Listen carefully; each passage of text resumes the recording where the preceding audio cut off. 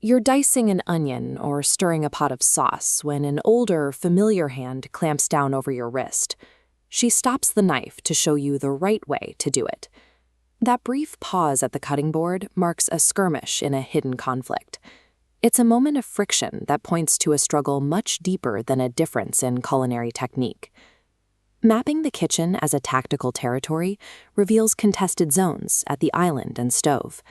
These mark the borders of a war for four families. When a new generation takes over, these borders vanish, creating a massive power vacuum where established order used to be. The two women at the center of this vacuum are rarely able to negotiate a peace treaty on their own. They are locked in a struggle that requires an outside mediator, someone who is likely in the other room, trying to stay out of the blast zone. To understand why a family fractures over how to load a dishwasher, we have to look at what domestic duties meant to the previous generation's sense of self. For decades, managing the house was the older woman's primary source of family respect. Every meal and every organized closet represented her contribution to the group.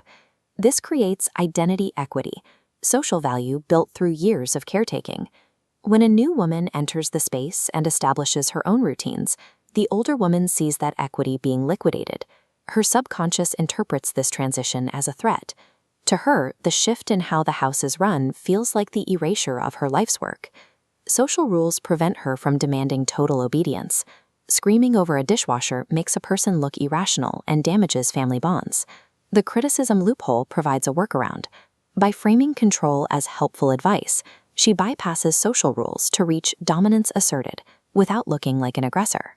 Correcting a recipe serves a psychological function, reminding everyone who holds ultimate domestic authority.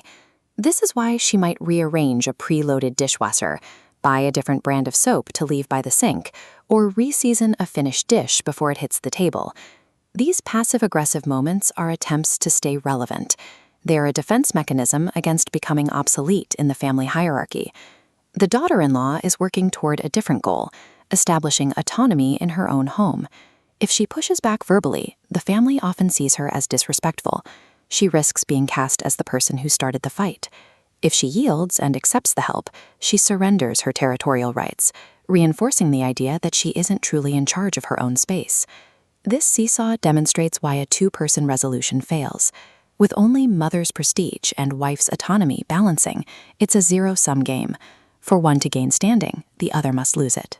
Because stakes are tied to their identities, neither can yield, creating permanent tension.